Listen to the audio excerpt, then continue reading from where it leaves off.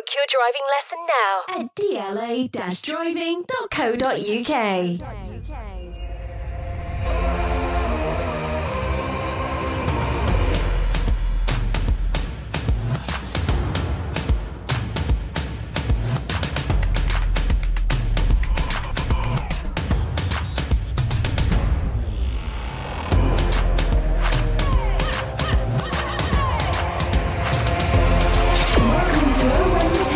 Sponsored by DLA Driving School. Hello and welcome to Over in the Town. My name is Dave. This is what we're going to talk about tonight. It's kind of weird, isn't it, that we didn't have a game this weekend. A bit of a shame that we didn't manage to get to the Kenilworth Road and play Burnley. But you know what? The weekend went quite well for Luton Town. And I don't want to tempt fate, but we're not in the relegation zone. So that's all good, isn't it, boys? Lots to talk about tonight.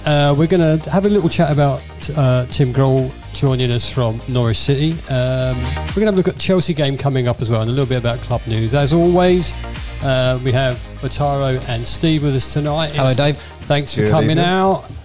How you doing? Yeah, not too bad. Not too bad. All good, mate. All good. We're out of the relegation zone, like you said, so we're happy. It was, for me, it was quite bizarre. I mean, we've got to get used to this, haven't we? That there'll be weekends when we're not playing. Obviously, next week we're playing Friday, not Saturday. Or this week, in fact. Friday, not Saturday. And we're going to have those days where we'll sit there and you watch Match of the Day or you're watching the Scores Cup and for once you're looking at the Premier League scores going, that's really going to affect us, right? Mm. Yeah. I mean, to be fair, I think a bit too early to be saying, like, look at the teams. But I think we've also got, without being rude, a certain few teams that we think could potentially be down there. Not saying they will, but, you know, we look at certain teams, but that's all we do at the moment. The chat we had about Brighton last weekend, and we talked about how we were depicted by the pundits and things, and then Brighton step up at Wolves and smash them 4-1. Did you notice a little bit of difference in the way they reported that? Because I think I did. Yeah, I there was a little bit. It wasn't naive. They've got to learn. It was just Wolves were poor on the day, and Brighton were exceptional. I mean, Brighton are a bloody good team. You got to say that. Of course. You got to say that. So, you know, it isn't one of the fixtures that we would have targeted for points. You know, it's a shame that we let in the 2 late goals, but you know, as we said last time, Steve Sidwell, ex-Brighton, who done the commentary on the radio, he was talking about Luton being very, very good, really good shape, very hard to break down. So absolutely there's positives there. When we look forward, it's always daunting when you look at the next few fixtures and you're thinking there's ones there that are coming up that we do really need to get the points from. Bataro, I mean, Gillingham aside, which we know we're going to put out a different squad, I would imagine, give the other people game time. Maybe we'll see people like Ross Barkley starting on those games. The next 5 are important for us, aren't they? Massively. I mean, look, every game's important. We know that. And like you say, you look at these fixtures, you've got Chelsea away. Are we really expecting anything from that? I mean, if we can get a draw out of that, lovely. But we're not expecting that, especially after the weekend that they've just had against West Ham. Yeah, it's going to be tough. You got to think there's going to be some sort of backlash. I mean, you know, they did have a lot of the ball. All the radio people banging on about Chelsea not buying a striker. You know, yeah, of course. So who knows? Who knows? It'd be nice to think that we've got some master plan where we can eke something out of the game. I also do, gentlemen. I do fear it a little bit because, you know, when a team's on a bit of a bad run, so it's never easy, is it, going up against a big team that I've got a point to prove. But look, the thing is, Chelsea aside, right, West Ham at home, first home game back in the league, lovely to get something out of that. 3 points, I can see it now. And it better because my mate's a West Ham fan as well. I'd love to give him a shot the rest of the weekend. But yeah, anyway, Fulham away. It's difficult. Yeah, given what happened last time we went to Fulham, it should be a difficult situation. But they were on the crest of a wave, though. Not had the best of starts this season. So good side though, still. But I think it's much more of a level playing field compared to last time. These next 4 teams are the ones you're expecting to be sort of there or thereabouts with us at the moment, given the way that Everton have started, given the way that Wolves have started. Although Wolves play very well against Manchester United. Well, Manchester United just super poor. I was talking to a friend of mine who's a Man U fan, and he said that, you know, they're not good at the moment. He said Man U are not good. But the only thing is, though, Wolves, right? I know it sounds ridiculous. A lot of people are tipping them to go down next season, or this season, should I say. But they have players in there with pace. They're very direct when they want to be. Like I say against Man United, I know what you're saying, obviously your friend's a Man United fan, but whatever. But sitting there saying, obviously, like they were poor in the day. But for me, you had to give Wolves credit. Dave, we watched it. I don't know if you watched it, Steve. But we watched it on the night. And I tell you what, they were running rings about Man United. And they should have had let's not go. There should have been a penalty there, without a shadow of doubt. A lot of people are saying Wolves are down at the end of the season. I'm not so sure. Hoping so. Hoping they'll lose a few more players and not replace them. But who knows? Who knows? It's all speculation. It's all pretty difficult this time of the season to even think about the teams. I mean, obviously everyone's saying us and Sheffield United, and you can see the reasons why. Yeah. But let's think about let's talk about Chelsea right now. Let's talk about that Chelsea preview right now, and we'll talk about Tim Krul in a minute. Chelsea's start to the season, a 1-1 draw against Liverpool, and then the defeat at the weekend against West Ham. Did you watch those games? Did you see any of those games? The West Ham Chelsea game? Yeah. I saw that. And what was the other one you said that? Sorry, Dave? 1-1 at Liverpool. Or versus See, they'd have taken that. That's not a bad result at all for them. I think that's pretty decent. But, yeah, I think they'd have been fuming about the West Ham one. Yeah. Because, I mean, I think we discussed, obviously, pre-podcast, I think we said, they did dominate West Ham in large periods of the game. Got nothing out of it, but that's you've got to give credit to the other team as well. You learn very quickly in this division if you don't take your chances, especially when you're top players as well. Like that. These are very, very good players. But I'll tell you one thing: against Liverpool, they got away with a few bits. Though there was a handball as well. Nicholas Jackson, I believe, came from a corner. I don't know if you've seen it. No. It won't go there. VAR, shocking.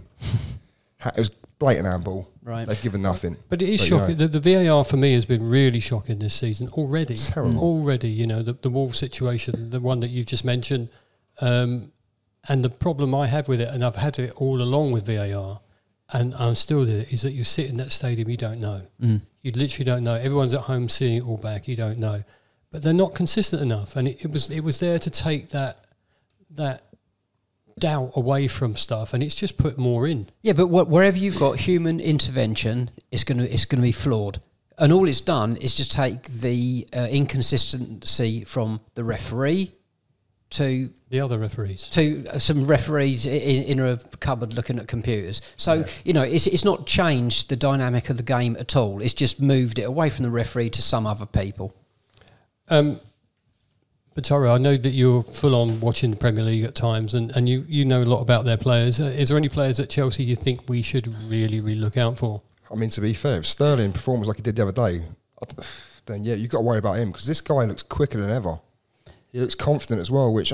he's been off the ball for quite a while, but he did seem more back to his old self, didn't he? He was like a live wire, wasn't he? He was sprinting past people. He was taking 2 on at a time.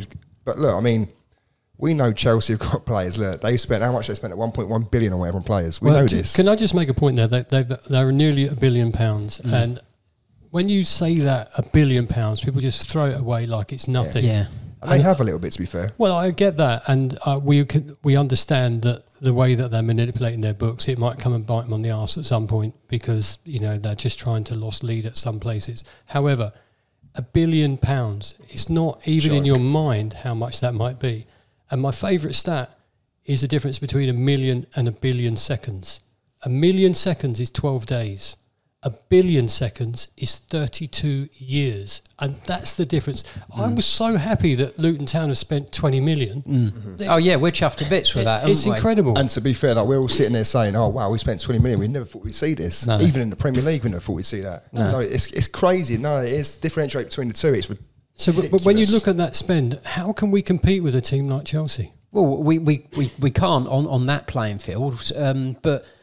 to a lesser degree, it's what we had in the Championship as well. So we overcome this with really good coaching, really good team spirit, know-how, and just maximising everything that we've got. And I'll tell you one thing, sorry Steve to jump in, I'll tell you one thing we do have over Chelsea. We've got more spirit than them as well. I'm telling you that now. They have not got the... I'm sorry, that you telling me all them players that they know each other, they all speak the same language. It's not even down to that as such, but...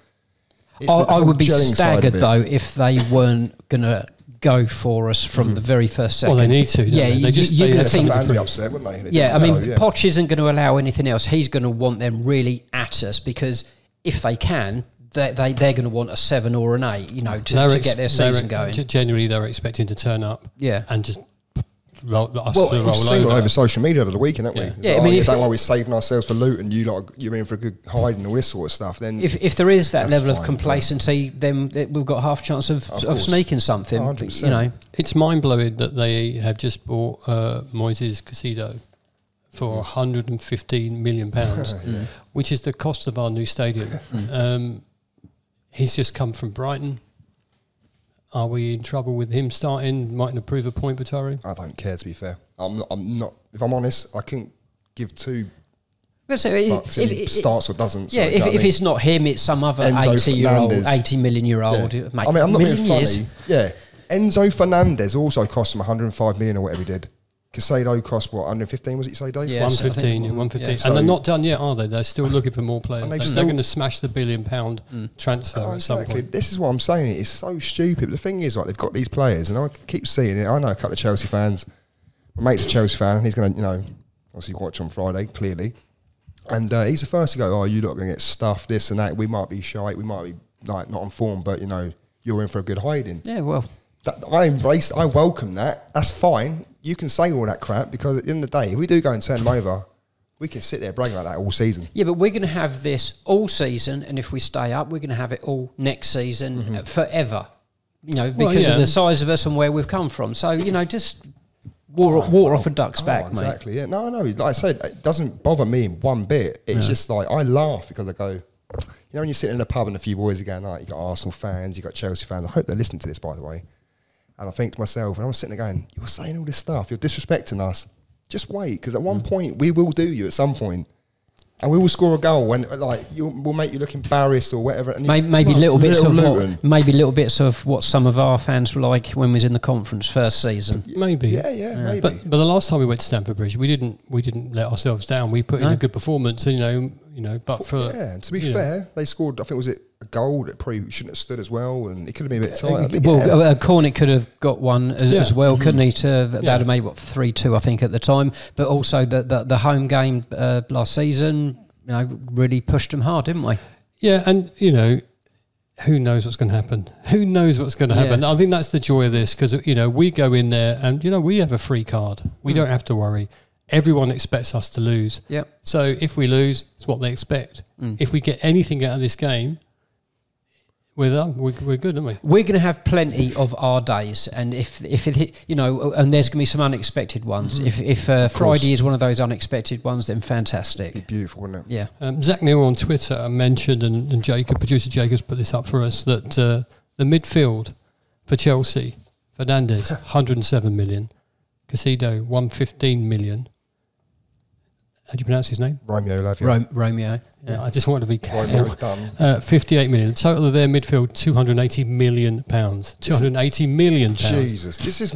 we have Chong on 4, we have Ross Barkley 3, and Nakamba 3. Potentially, we don't know that. Yeah, but if you take that... So what, we're playing 3 in midfield, are we? Yeah. Wow. Who knows? But, 7 million... 7 million is outstanding for Luton Town. Let's be fair, outstanding. Romeo Lavia, he's the one that just signed as well from Southampton, isn't he? He got relegated. Don't get it wrong. I'm not saying he's not because he is quite a good player. But obviously, like I say, £58 million as well. And he could be an absolute flop as well. Don't forget that they could be spending this money. They could be absolute shite.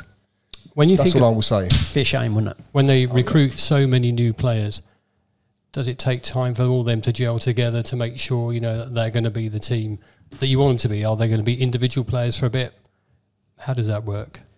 You would hope that they've got a level of intelligence and ability that they should gel quickly. But, is Pochettino already discarding some of the previous purchases because of how he wants to play and who he wants to play? So there could be some very new players there that aren't even going to feature for him anymore. It's always worrying when the window's still open that they might get 3, 4, 5 more other players, and we're not going to compete on a level with Chelsea ever. Well, not in the short term. Maybe sometime in the future we might be at a level where you might go 100%. Well, you look how Brighton have progressed. I was going to say Brighton, Brentford, and people like even Crystal Palace this year looked a bit okay at the start. But for us to spend 20 million is a dream. Do we need to spend a bit more? Can we spend a bit more of our money and maybe bring a couple more players in, Patara? I mean, I don't know. I don't know what the financial situation of the club is, but look, all I do know is we need some defensive reinforcements because we are struggling at the back. I think we're looking at Osho out for a little while. I think Birch is coming back, but like you say, you can't. Like, with all due respect, he's injury prone. We know that. I don't think he's ever played more than 3 successive games. No, we've spoke about him, haven't we? Plenty. But look, I mean, Dan Potts out for 2-3 months. I think so. He plays. So technically, playing a back three. Mads Anderson, Tom Lockyer, and Amari Bell, who really is a left wing back by trade, but plays centre half for us. The only 3 that are fit. Lack of pace, central defence concerns me big time. We massively need to recruit in the defensive department. Do you think that the break in just a 1 week break will be good or bad for our team? Good. Why do you say good? Because of the injuries. It's a week closer, and it's a week that maybe you can get a couple of players back, or you know what I'm saying. Hindrance for me. You reckon? Yeah, massively, because they've been stewing over that result at Brighton. You bet your ass they'd have wanted to have got on with another game under their belts. At the same time, do you not think they can maybe take the week out and rather than playing a game or train as hard? They look at situations, a lot of videos.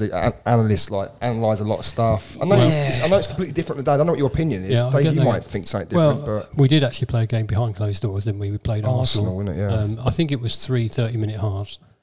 It can't be 3 30-minute halves. No, it's got to be thirds, isn't it? Yeah, okay. I'll get my coat. And we conceded 3 and we didn't score. I mean, if you're not scoring in friendlies, should we worry about that? No. No, it's just an extension of pre-season, that game, really, and it's just to tick them over, maybe work on a couple of bits, but no. Minutes in the legs, that's it. Well, look, we're going to get the opinion of Chelsea Fan TV. They've agreed to come on and have a chat with us. So we're going to have a word with Charlie from Chelsea Fan TV. Excellent. So we're joined by Charlie from Chelsea Fan TV. Charlie, thanks for coming on. We're just looking for your opinions on Luton Town and all Chelsea. Thanks for joining us. No, it's a pleasure. Thanks for having me, guys. Looking forward to discussing the game. Luton Town, for us, obviously it's all new. Everybody expects Luton to be roll over and just, be an easy target. What are Chelsea fans thinking right now about this game? Thinking it's must win because we've not won in our opening 2 games. We didn't really follow up on the positive performance against Liverpool, against West Ham. First half, we were decent-ish. Second half, we just didn't turn up. Kind of a few shades of last season, not turning up in the second half of games. And, considering, no disrespect to Luton, this should be a game that Chelsea should be winning. It shouldn't really be a conversation of, can Chelsea win this game? It should be like Chelsea should be winning this game, but football doesn't work like that. And it's something that you guys, I'm sure, will probably come and look to hit us on the break, look to take advantage at set pieces, sit men behind the ball, and the impetus will be on us to try and break you down. Now, that's something that Chelsea have struggled with a lot, is breaking down teams that put men behind the ball. We don't move the ball quick enough. We often, wait for teams to reset in their defensive shape, and then you're back to square one. We've got to start moving the ball quickly. We've got to try and break teams down. So I'm expecting a game where we're going to have a large amount of the ball, and it's going to be on us to break Luton down. Of course, you've got Ross Barkley in the ranks, the Scouse Zidane, former Chelsea player. So, I mean, knowing our luck and our tag as Charity FC, I wouldn't be surprised if he maybe scored. But I'll be honest, I don't know that much about Luton, guys. I'll be real. I was at the playoff final at Wembley last season. Great game, enjoyed it. Thought you boys played very well, particularly second half. But I don't know an awful lot about Luton, to be honest. For the 4-1 game against Brighton, I watched the highlights. It probably wasn't a 4-1 game. Probably didn't do enough to win, sure, but a few late goals. For me, it wasn't a 4-1 game. But you've added some Premier League experience in Tim Krul between the sticks, who's an experienced goalkeeper. That's going to be helpful. I said Ross Barkley, if you can get him back playing anywhere near his best, he's going to be a useful asset. But other than that, I don't know too much about Luton. I think Rob Edwards, the manager. I think Rob Edwards is his name. Yeah, Rob Edwards, the manager, former Watford guy. I think he's done a fantastic job there. I think it's great for the Premier League that Luton are here. I don't think anyone would have expected it coming through every single rung of the ladder in English football. It's a great thing to see. But I'll be honest, I'd love Luton to stay up because it'd be a great story. But I think the reality of the situation is, I'm sure you guys you'd love to disagree, but it probably is the reality of the situation is that everyone's expecting you to go back down. But that's what we thrive off.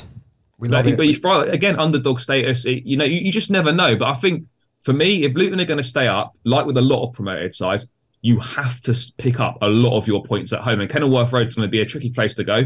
It's a unique ground in that sense. And you're going to have to get as many points on the board at home as you possibly can. You saw it with Nottingham Forest last season, shocking away record, but picked up a lot of points at home. And I think if Luton are going to have any chance of staying up, then it has to be, you've got to pick up a lot of points at home. No, you're right. It's simple as that. I mean, look, we're under no illusion. We know this, right? We know that we're in for a tough season. It's going to be a fun ride, though. It's tough but fun. We've said many times we're going to enjoy the ride. We're going to enjoy the ride, and as fans, we know that this is a tough ask for our club, but we shouldn't be frightened by it because in the past we've performed quite well. You're right about the Brighton result. To be fair, I was at the stadium, and if we'd have finished 2-1, we'd have walked away from that going, do you know what? We gave it a good shout. We gave him a horrendous goal. If you think about Pelly, it was horrendous. But I walked away and I wasn't too over bothered about it. If that makes sense. I'm more worried about Friday night though, because I feel that Chelsea are on, as you said, slump, isn't it? Yeah. No, it's not. No, I don't think it's slump. But I'm not being sorry, Dave. Sorry, I don't want to jump in here, but you boys have won 5 in your past 31, I believe, and it's not looking good for them. Like But what I would caveat that with is that all 29 of those games were last season, and I would like to think that we are a different proposition this season. Obviously, the results and the points on the board don't show that, but the two performances that we've seen so far, the game against Liverpool, and certainly like the first half against West Ham, was pretty much better than anything we saw last season. So I take your point, and I totally get it, and that is the reality. We've won 5 in 31, but we are better than that. Look, is it a slump? It's like Chelsea is always not too far from the media. With the money we've spent, it's like if we don't win a football match, team as well. You've changed your whole team. Oh my God, we're a disaster. That all this money's a waste or whatever. Fact is, we lost against West Ham. All right, we probably shouldn't have done, but there's encouraging signs there. And look, it should be a game that we do win. But it's going to be hard. And if I was Luton, I'll be looking forward to it. It's what these guys have worked all their life for. It's what the fans are looking forward to. Getting to go to the big grounds, see your team in action against top players. And you should be looking forward to something. I suppose you might tell me differently, but I guess when you're looking at the fixtures, when you come up as a newly promoted side and you're thinking away at the big clubs, you're thinking this is a free hit. We're not expecting to get any points from this game. Yeah. Anything we do get is a bonus. So there's no reason to approach it for me in a defensive mindset. Just go and play your game because no one's expecting you to get anything anyway. So you might as well go for it, and you just never know what could happen. I think you're totally right there. We're coming on Friday night thinking, we're going to have as fans, we're going to have a great time. That's the first thing. The club itself, we know, are not going to come and roll over. We know that. But it's a difficult proposition. So you're right, it's a free hit for us. It's a free hit against you guys. It's a free hit when we play Liverpool, Manchester City, Manchester United. It's a free hit. The ones that we've got to worry about are the Wolverhampton Wanderers, the Evertons, and those people, Sheffield United. We need to get points from those. So if we get anything from Friday, we will be happy. But I just have this little worry at the back of my mind that if we come to Stamford Bridge and all your players perform to their capabilities, because we know they're class players, and we do know that we could be on the end of a right big battering, and that would frighten me a little bit more.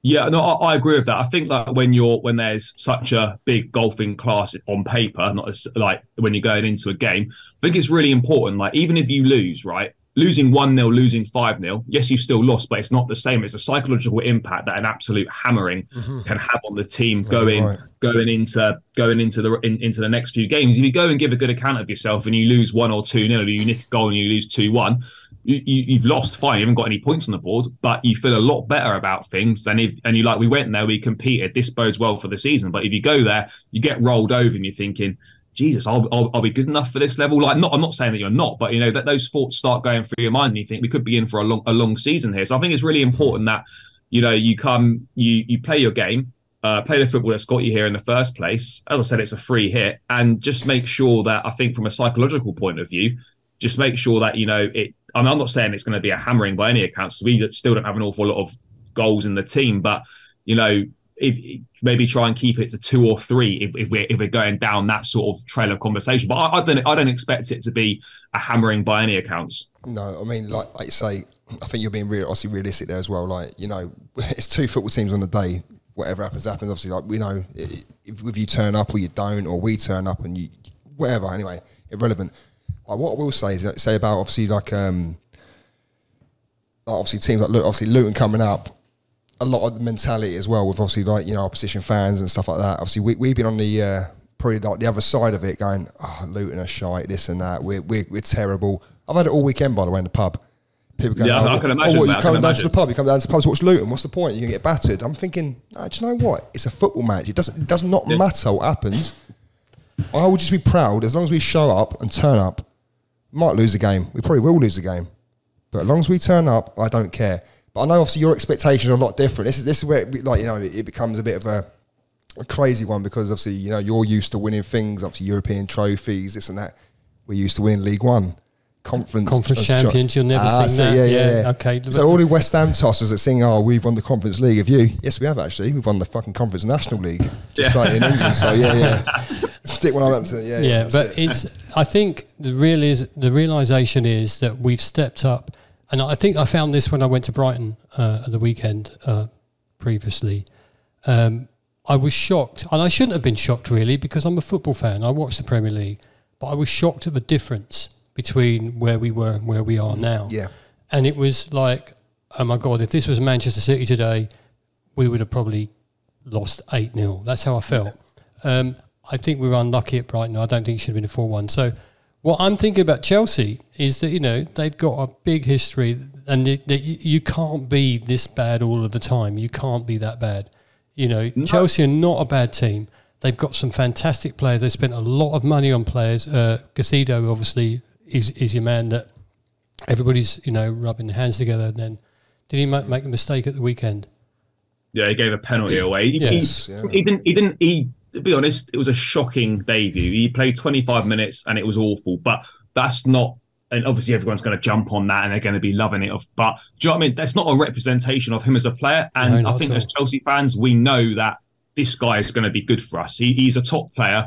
There's so much room for potential there. But yeah, look, I mean, expectations, of course, is to win. And, we lost far too many times last season. It was an absolute disaster. But for me, I think the most important thing is, yes, the results are really important, but I want to see application from the team. And as a fan, like last season, going to I missed 3 games in the Premier League last season, home and away.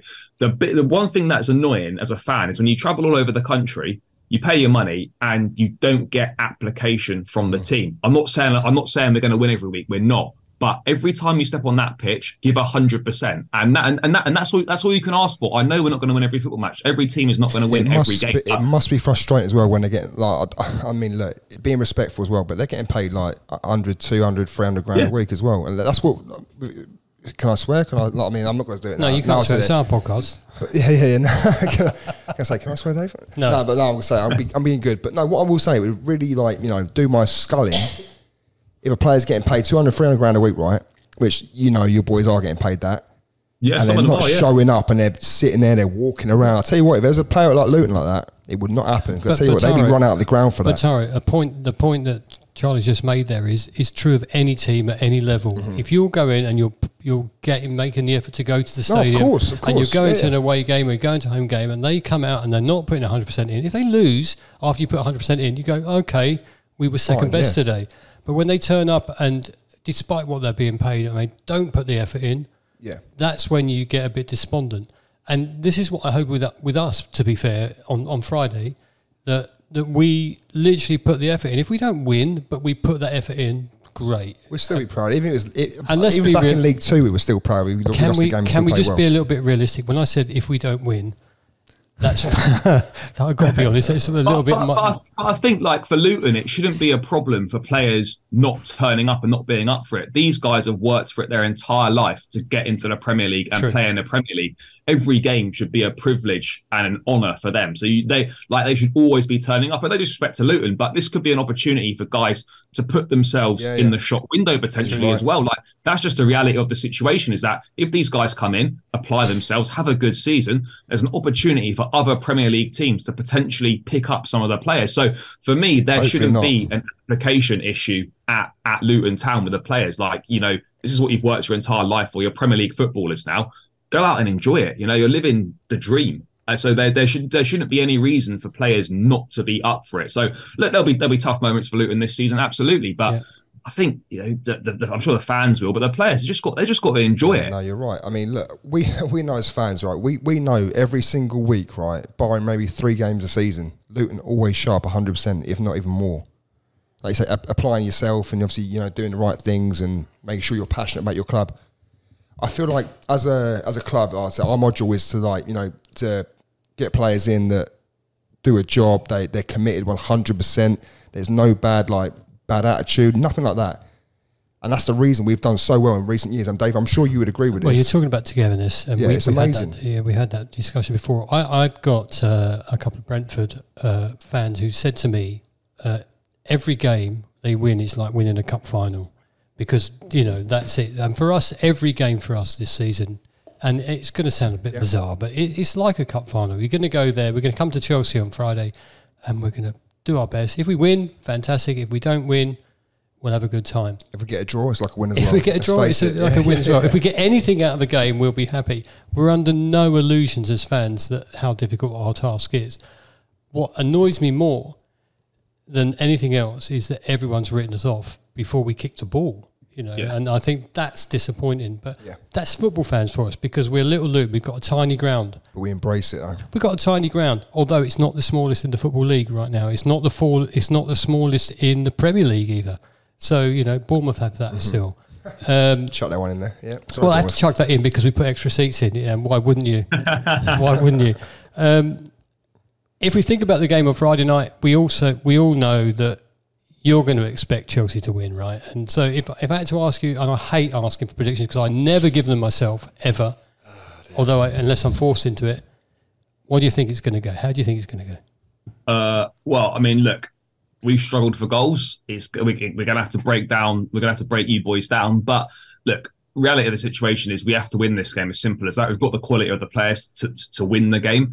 So we just have to turn up, play our stuff. And I think, look, if we play anything like what we've played in the first couple of games, in terms, not the whole game, but in terms of taking the sort of 75 minutes from Liverpool where we dominated, and you take the first half against West Ham, if we can put that together as a performance or hit near that level, then we should win. We should win that. We should win the game. I mean, look, prediction's always tough. I mean, there's not many goals in this team. It'll be a real confidence boost if we could score 3 or 4. Of course it would, but do I expect that? No, because the reality is, and you know, that we don't have a lot of goals on the side at this point in time. So, I mean, I'll be real. I think Chelsea maybe win 2-0, but again, I would take any win now. Sorry, mate. You said you're being real, though. You said you're being real. Chelsea winning 2-0. You're being real? Nah, mate. Come on.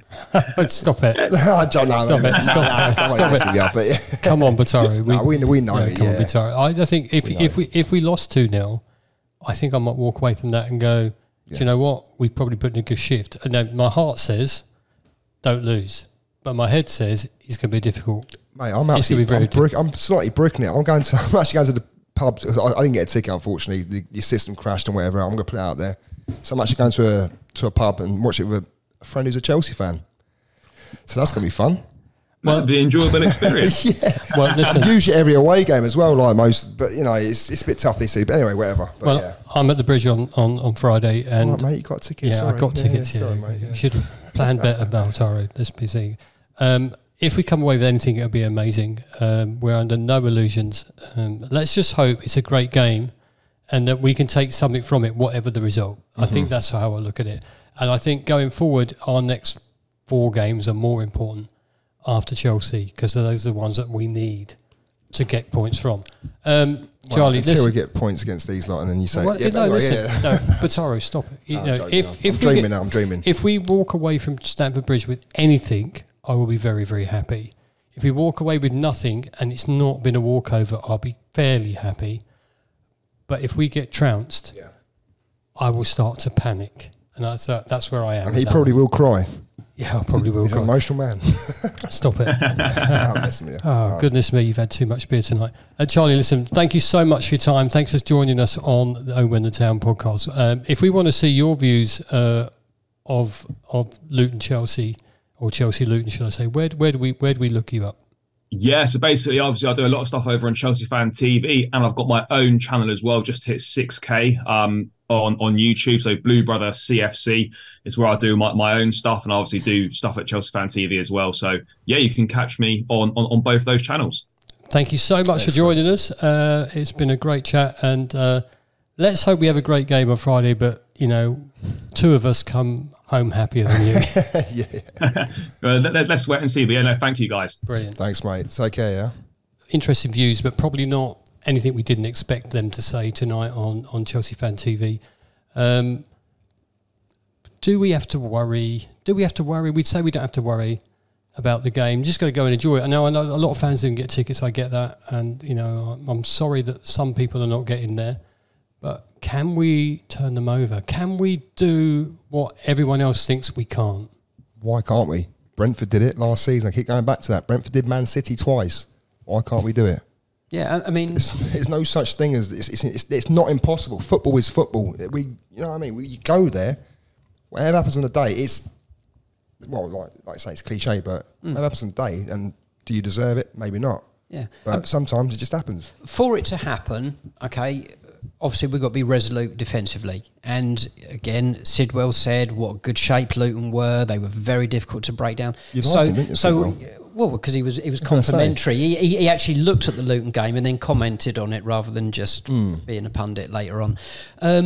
I feel that if we are resolute and everything goes to our game plan, the Chelsea fans are going to start getting a bit fed up with the situation. They could not turn, but they could be getting a little bit grumpy about it. We could nick one. Look at the amount of 1-0 away wins we've had over the last couple of years against teams that you think, no, we're not going to do that. We're not going to hold on. But we have time and time again. So we've got the experience and the know-how.